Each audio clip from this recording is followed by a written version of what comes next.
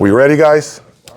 Okay, guys, you guys are on my channel right now, so thank you for being here. I am doing this really late at night on a Saturday evening. I think it's 10 o'clock at night right now.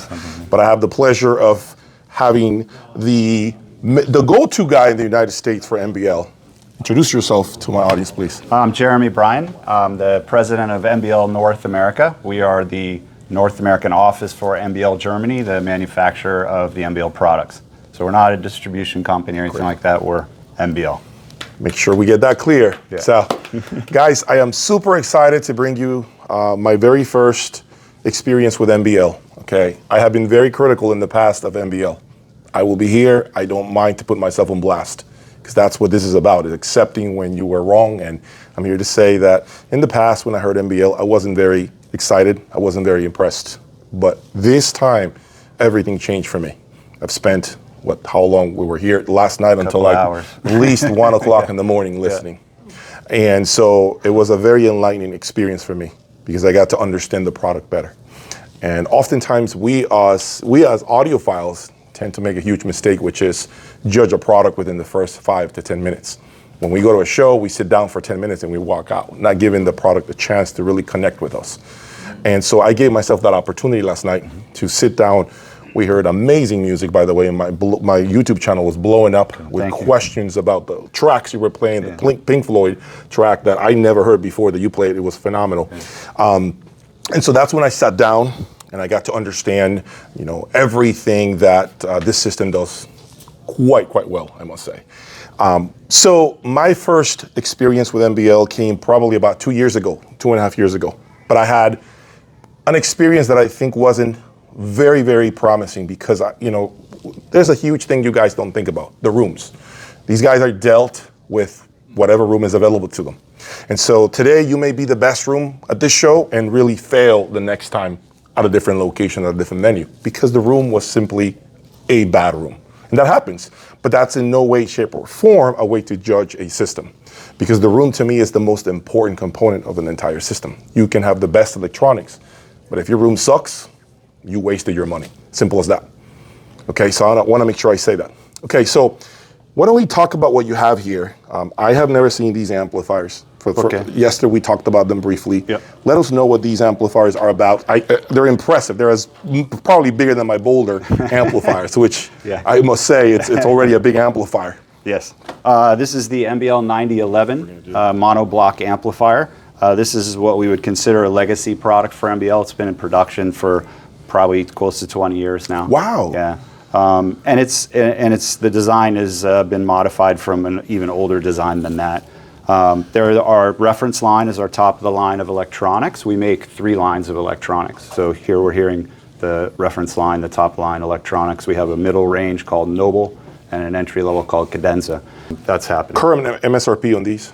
$128,200 for the pair. Of course, the already widely known 101 MK2. Let's talk about this speaker for a little bit, as far as the specifications on this speaker. This is the product that launched the company of MBL. The tweeter concept was patented in 1979, and it's been evolving ever since. The engineers who came up with the concept couldn't get it off paper, which often happens with new ideas in patents. So they hired, it was kind of just the stars aligned, and hired a very young engineer right out of college named Jürgen Rice, who worked for this on many years and developed it and made it function much in the way that we're hearing it today. It's been evolving since then. 1984, invented the carbon fiber tweeter. Wow. Yeah. So the speaker is a unique principle. It's very simple, but it's executed very elegantly, and as you can hear, it is magical in a lot of ways and very unique. So the tweeter, the mid-range, and this is the mid-woofer on this 101 model, and then there is a down-firing 12-inch subwoofer in a bandpass enclosure who's sealed at the top. He's about there, firing down, venting at the ports on the front. Gotcha. So it's a 4-way loudspeaker. Okay, and then they're rated at 4 ohms, right? 4 ohms, very benign impedance, maybe 3.4 ohms dip. And the efficiency? Efficiency is a little bit of a strange measurement, because this efficiency measurement that most of the industry refers to is 1 watt, 1 meter microphone in an anechoic chamber. Right. Right? So only the direct sound that's coming from a conventional type loudspeaker. So with this loudspeaker, you're measuring a tiny fraction of the actual output of the speaker itself. So the in-room sensitivity of an Omni is actually higher than the conventional speaker in the room. But in an anechoic chamber, on this scale of measurement is about 80, 81 dBs. Gotcha. Understood. Part of that is there's no cabinet. This is all active surface. Okay. So there's no cabinet that you're building energy in and pushing pressure. This is pressurizing the room. So then your room, as we were talking about, becomes a very important part of the total sound that you're hearing. Right. One of the questions that has been presented to me was, I believe this speaker has been in production for what, 8 to 10 years by now, I would say, since it was released? More, yeah. More than 12, right? Around 12. What is in this iteration, yeah. What is the typical shelf life? Like how long before we see an MK3 version, for instance? That is not up to me. Okay.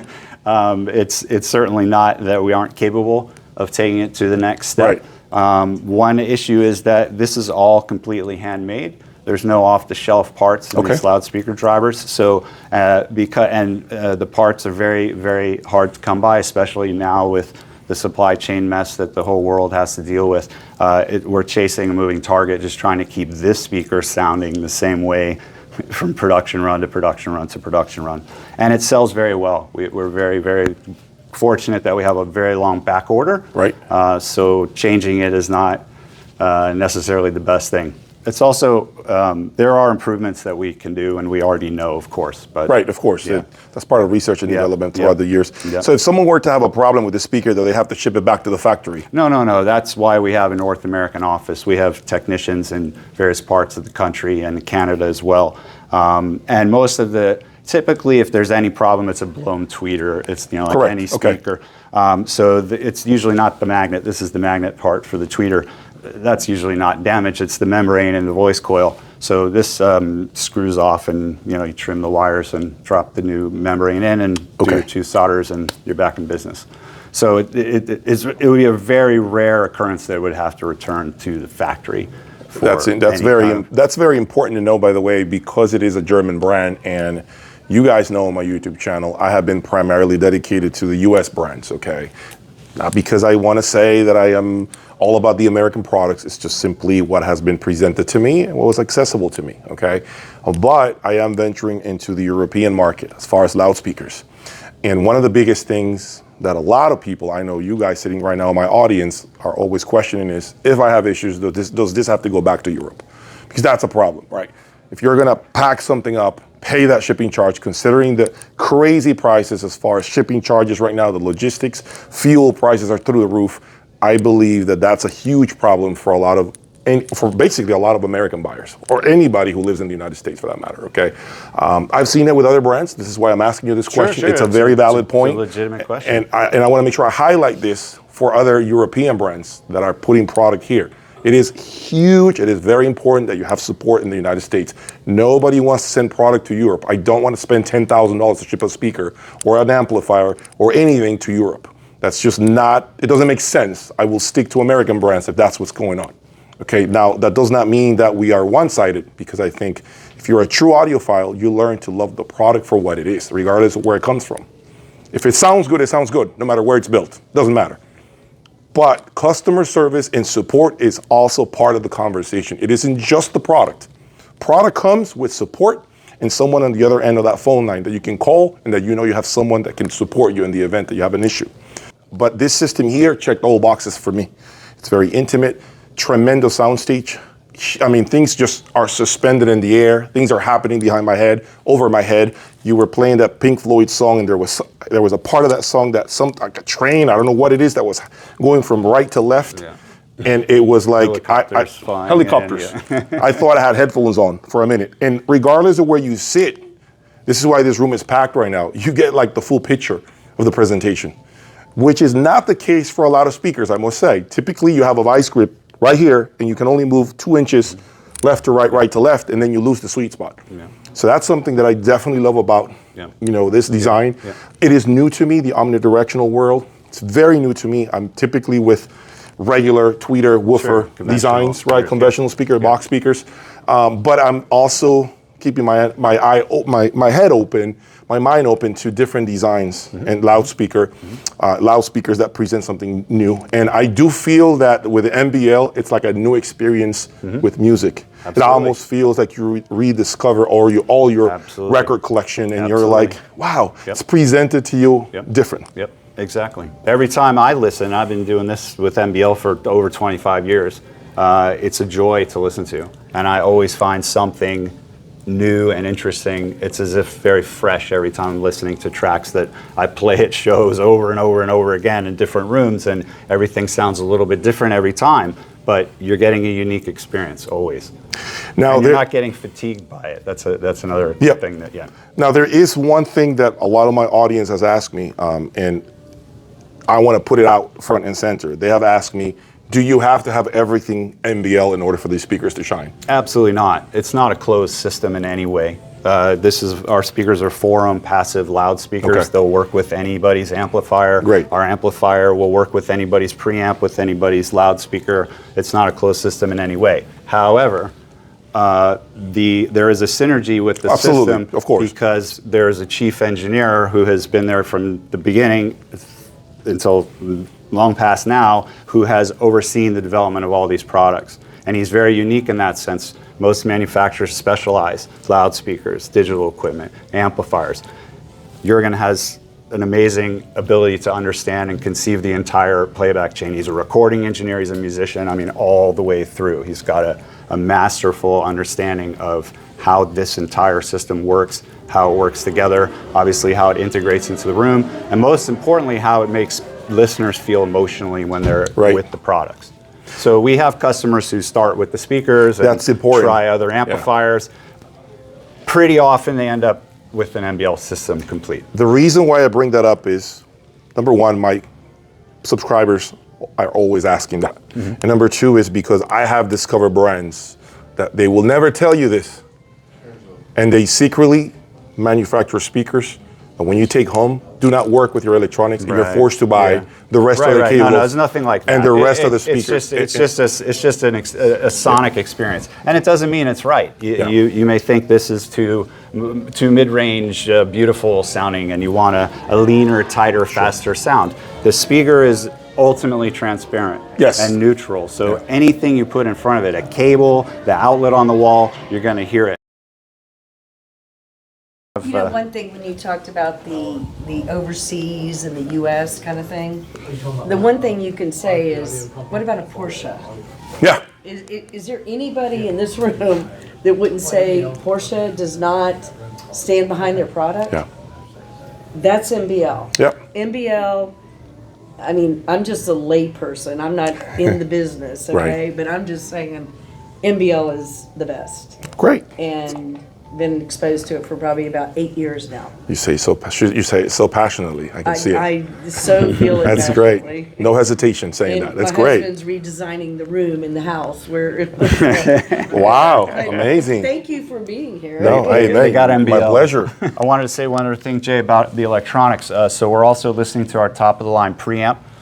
It's called the 6010. He's the one on the bottom there with the big knobs. That's kind of steampunky looking now.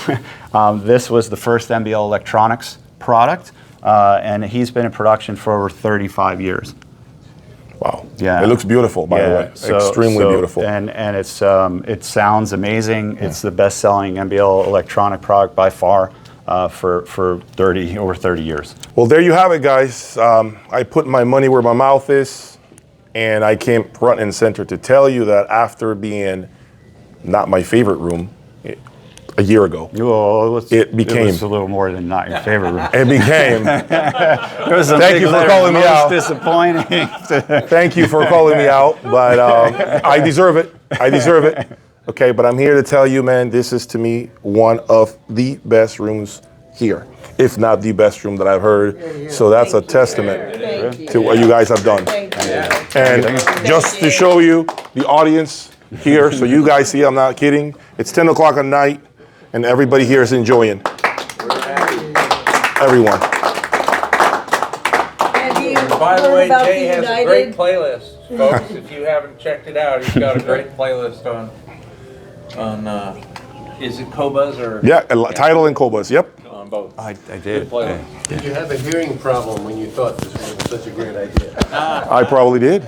I probably did. Maybe I had, that happens.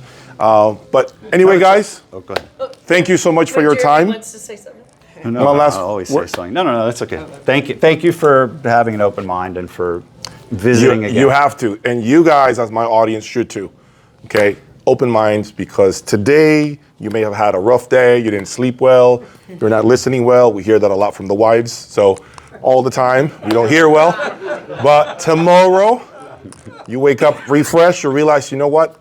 Sorry about what I said, or I wasn't listening.